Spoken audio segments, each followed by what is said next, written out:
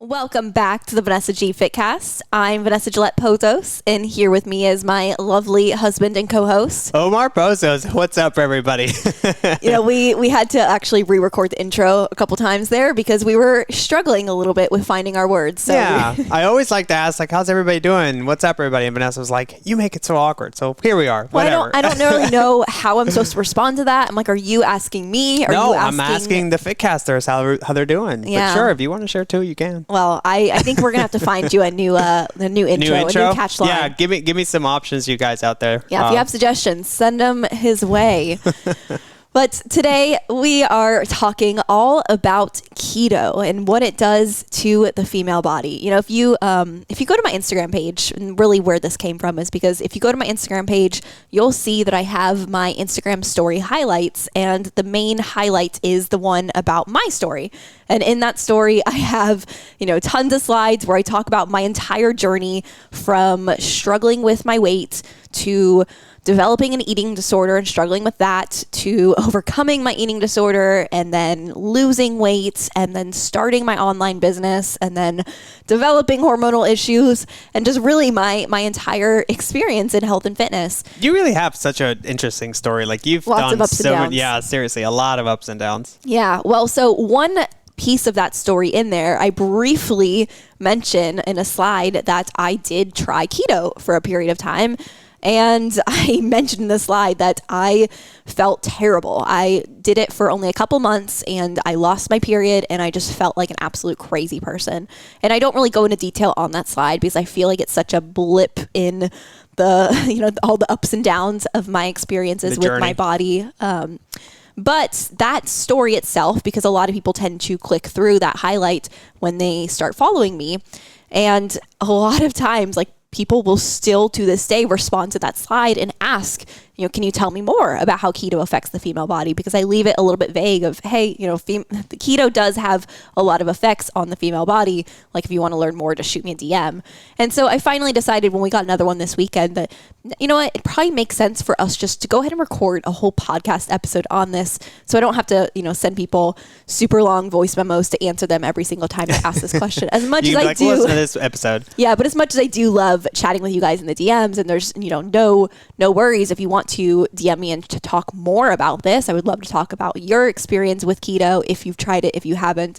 But I figured having this episode kind of recorded, it'll be a great resource to provide a lot of women who are questioning these things. Yeah, awesome. Let's dive in because I'm pumped for this one. To be honest, obviously you're the expert on this kind of stuff, but I've actually never tried keto. I've never done anything remotely close to it. The only reference or point of mind that I have about it is I used to have a friend that when we were in Atlanta, he tried it, and basically I was like, well, tell me what it is. He's like, well, you just eat a lot of fat, and he's like, my chicken breasts, I cover them in bacon and I add butter to my coffee and I do this, I do that. I'm like, what? That sounds terrible.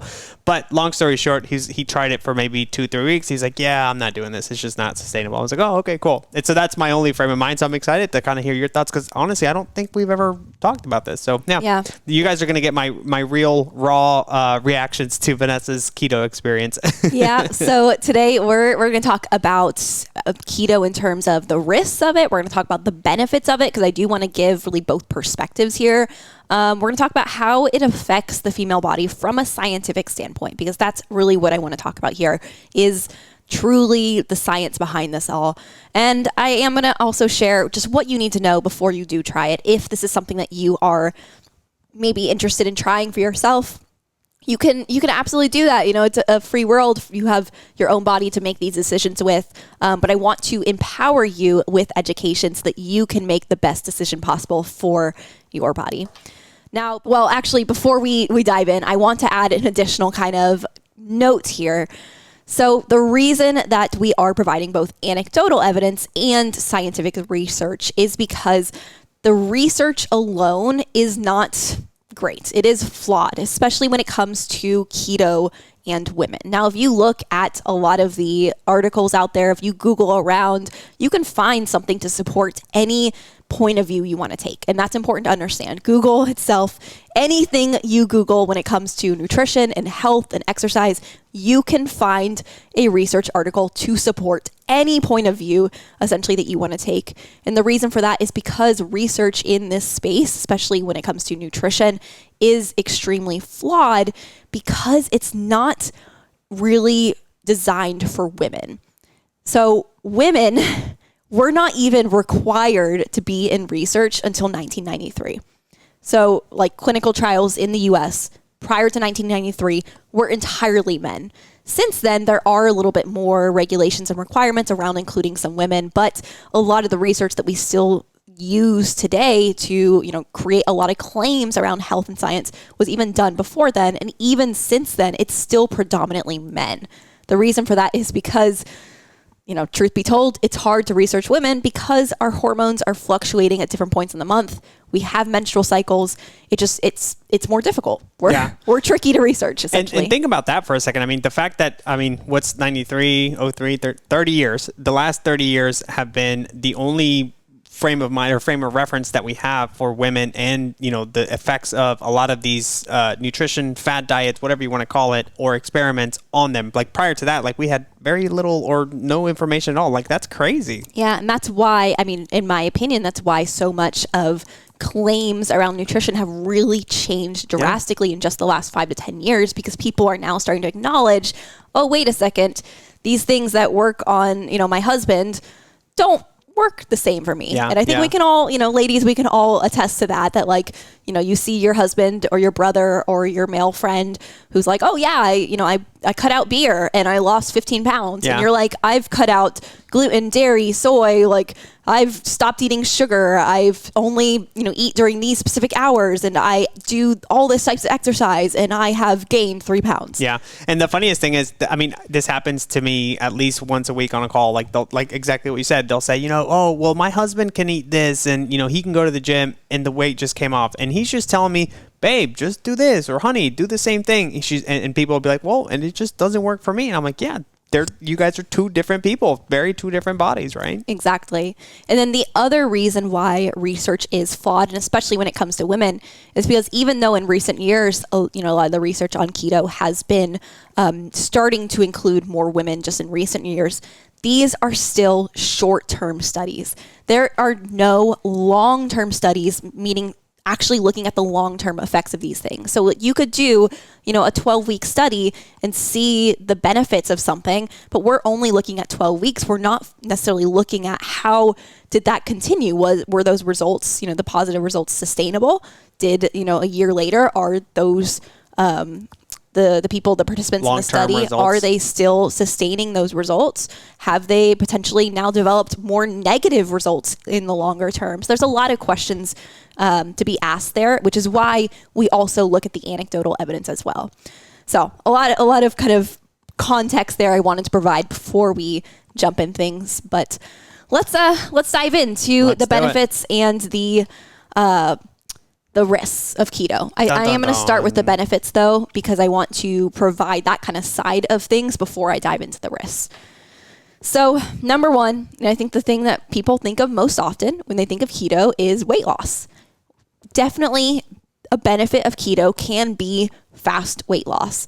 Now, that's typically what draws people to want to kind of jump on the keto diet, is because maybe they saw something advertised or they saw a friend that quickly lost weight and they asked them what they did and they're like, oh, I did the keto diet. And then, that's how word spreads like wildfire. But the reality is, when it comes to keto, the reason this works is because when we are removing carbs from our diet, so we have our 3 main macronutrients, we have protein, carbs, and fats, and when we remove a third of our macronutrients, we are going to make it easier to eat less food overall. But we also have to factor in the fact that when you're eating a high fat diet, which is what keto is low carbs. It's typically less than 50 grams of carbs. We're eating hardly any carbs. you are going to be primarily getting your calories from fats, and fats are very filling. They're very satiating, which is why when people follow a keto diet, a lot of times they'll talk about feeling like their appetite is suppressed. They aren't as hungry, they aren't eating as often, and so it's naturally easier for them to fall into a calorie deficit, which can produce a short-term weight loss effect. Got it. Okay. And that's kind of what I've always wondered. I'm like, what is the reasoning behind the rapid weight loss? Like, is it, ketosis or whatever that is? I don't even know. But mainly it's like you said, you're literally cutting out a third of the macronutrients, meaning carbs, and you're also eating something that's very satiating, which is high fats, meaning you're probably inherently going to eat less overall, which leads to you being in a calorie deficit, if I'm understanding correctly, right? Yep. So that's typically the main reason. There is an additional reason as well. So now keto, it does technically increase fat burning. Now, if you're watching the video on YouTube, you'll see that I am using quotation marks on fat burning, because the reality is a lot of times what they're actually talking about is you are literally burning the fats that you are eating. So you are ingesting more dietary fat, so therefore your main fuel source becomes dietary fat, because your body's typically preferred fuel source is carbohydrate. Your body wants to run on carbohydrates. That is its number one fuel source. When we restrict that away, it's going to look for another fuel source, which is when it starts to burn fats, starts to burn ketones. It goes into ketosis. If you are really doing keto the right way, that's when you kind of shift into that fat burning state. Now, that can be a benefit for somebody who maybe has struggled with just in general, if they need to kind of almost like quote unquote shock their body, have a little bit of that nutrition diversity. We've talked before about nutrition variation, that there can be benefits to that in short term. But these need to be in a very specific way. It's definitely not something you want to just like do on your own. I'm like, I'm just going to follow keto for, 5 days and then like eat what I want for 2 days, or I'm just going to follow keto for, 8 weeks and then go back to normal. Like, you're not going to get the benefits from that. But working with a specialist in this area who can give you very specific protocols, there can be some benefits to that. But again, these are all short-term things. So the question with this, when we talk about keto and weight loss, is, will the weight loss actually last? From my experience of what I've seen, I really haven't known very many women to have the results last. Of course, there are the anomalies, there are the outliers. I do know, like off the top of my head, I know one woman who has been able to lose a good bit of weight on keto and has maintained it for a period of time. She did gain back some weight, but she is living an overall healthy lifestyle. But when I think about her, I think of all the other changes she's made in her life alongside that drastic dietary change. So it's definitely something you need to ask yourself of, like, when we're talking about keto and weight loss as a benefit of keto, is there a more sustainable way of getting to that same result? Without limiting yourself to eating very little carbs or whatever it takes, right? Exactly. And that's the approach that we choose to take within our coaching with women, is we always want to go the most sustainable route, because as we always say, if the method of losing weight isn't sustainable, the results aren't going to be sustainable. And for most women, keto just isn't sustainable. So that's really, benefit number one would be weight loss. And that is, of course, a benefit for many people out there. All right. The second benefit of keto that is often talked about is keto and blood sugar control. So obviously, like we talked about, keto, how it really works is you're drastically dropping your carb intake, which in turn is going to have a positive response on insulin resistance and blood sugar. So think about it. If we are ingesting carbs, if we're eating carbohydrates, these are converted into glucose. Glucose is also known as blood sugar. That's why a lot of people talk about their blood sugar being too high or too low, or, my blood sugar is dropped. That's what they're referring to, is the glucose in their system that the carbohydrates have essentially converted into once you've digested them. So as you eat carbs, your blood sugar increases, your body sends an insulin. I like to describe it as like a little taxi that drives the glucose into the cell and makes it a usable energy source. Now, for those who become insulin resistant, essentially that taxi system kind of stops working, and now they just have those blood sugars, the glucose just floating around in their bloodstream, which can essentially lead to weight gain, because now we're not able to utilize energy systems properly, and long term, this can lead to type 2 diabetes. Obviously, that's not something that people want to be dealing with, either the weight gain or the diabetes. Now, a lot of people do like to use keto as a medical approach to reverse those things. Obviously, this would work. If we remove the carbs completely, we're no longer having the glucose in the system. We're no longer going to have the blood sugar response. We don't have to worry about insulin being the taxi for that anymore. However, it's not really that simple when we're talking about long term. Most women, and I'm talking like most women I talk to, your everyday normal woman who just wants to live a good life and be happy in her body, she wants to be able to eat carbs at some point in her life. You know, a lot of women are like, okay, I can, restrict carbs for a period of time. Maybe it's Monday through Friday. I'm good. But eventually, whether they're going out to eat and they want to be able to relax and order the pasta that they love, or they want to be able to have the bread, they want to be able to have the rice, they want to be able to have the sweets with their kids. Like, you want to be able to have a normal life where if somebody offers you something, you can't, or you don't have to say, oh, I'm sorry, I can't have that. Like, I'm a keto. And ultimately, if I'm understanding correctly, Vanessa, correct me if I'm wrong, it comes down to, are there benefits of keto? Sure, absolutely. But can you actually achieve these benefits through a more simple, sustainable approach? The answer, I think, is yes. And that's kind of what you're trying to get at here. Am I understanding that correctly? Exactly. So we have had many women come through our program that have been dealing with insulin resistance, and we have been able to resolve that issue without putting them into a keto diet. Now, there may be times where we might pulse carbs a little bit. We might have some times that we're eating a little bit lower carbs, but we're not going to restrict carbs completely because, again, it all comes back to the sustainability factor. And it's a short-term Band-Aid approach to say, let's just remove the carbs completely to fix the problem of how your body digests carbs. Yeah. Like, go ahead. No, nothing. I was going to say what this kind of reminds me of, it's, we love analogies on this podcast, right? But it's kind of like, going from, I don't know, like you said, New York to LA.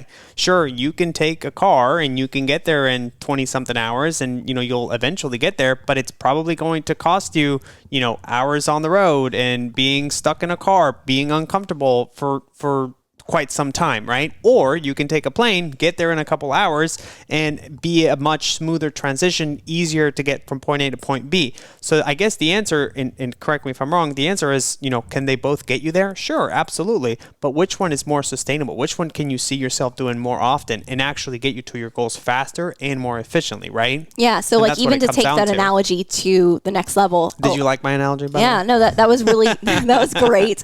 I think what would even make this more analogous to the situation is like using keto to solve insulin resistance would be like if you had somebody who said, oh, I need to start traveling for work every week from Florida to New York, but I'm afraid of flying on airplanes. And you say, oh, no problem, just drive every weekend. Yeah. No, that's one way to get there. Just remove the airplane completely from the equation. But that's going to cause more issues down the road because it's not really a sustainable approach to drive from Florida to New York every single week. Yeah. Now, what would be a more sustainable approach? Let's actually address the root cause issue. Let's find something that is sustainable. Let's overcome, your fears around flying. Let's talk through it. Let's, use a balanced approach of maybe let's work together on getting you comfortable with flying and get you to a place where now eventually you can go on those flights every week or maybe every other week or whatever that looks like for you that is sustainable without the fear so that you can still have the result of getting from Florida to New York in an efficient way. Yeah. And I mean, I was going to go down a rabbit hole too, but I think you nailed it perfectly. And that's what it is. It's let's work through the problems. Let's figure out the challenges that are keeping you stuck and get a more sustainable approach so you can still enjoy your life without, being crammed in a car from Florida to New York every single week or whatever that looks like for you. Exactly. Well, the third benefit that I most often hear when it comes to keto is keto and cancer treatment. Now, I didn't know this one, which is, I'm excited to hear this one. Yeah, so there is some research. There's not a ton. This is definitely more a newer type of area that is still being researched, but there is some research showing that keto can be beneficial during cancer treatment. There was even a study that actually followed women who actually followed a keto diet that had ovarian or endometrial cancer and showed that they were able to reduce fat and maintain more lean muscle and going through essentially the cancer treatment as well. Wow, that's impressive. There was another study on women that found the women with cancer following the keto diet, it helped them reduce cravings, it helped them improve energy and helped them improve overall physical function going through the cancer treatment. Now, in my personal research as well, I have more so found that when it comes to cancer treatment, from what I've been taught from some experts in this area, a lot of it is actually the nutrition variation and a lot of essentially doing more of like cell autophagy protocols, which is really can be from fasting. It can be from like a full 24-hour fast. It can be from fasting a certain nutrient, like fasting from protein, fasting from carbs. So there is like more to this. And I am not an expert in this area. This is just from some research that I've read. When we do have women occasionally that reach out that have, been diagnosed with cancer and they are going through treatment, we typically do refer them out to more nutrition medical therapy specialists. So of course, if you do need some guidance in this area, you can reach out and I'm happy to connect you with somebody who is a specialist in this area. But this is an area that I definitely wouldn't argue with by any means. I think if this is something that can be beneficial within cancer treatment, then I think this is an amazing area. And this is something that women should absolutely consider if they're going through this. And again, I just kind of want to emphasize this point again, and I think we've said it 3 or 4 times now. This is an extreme situation. Like, this might be life or death for somebody. So at that point, you do what you have to do. Now, for the normal mom, the normal woman out there that's looking for a sustainable weight loss approach, this might not be it. There are other options out there, you guys. So this is what I kind of want to always emphasize is, there's good things and there's bad things to a lot of things. It just kind of depends on, what aspect of things you want to take and, what it is your goals and your body needs specifically. Perfect. I love it. Well, so that wraps up the benefits of keto that I most often hear about. So I wanted to, acknowledge each of those and kind of our perspective on those benefits.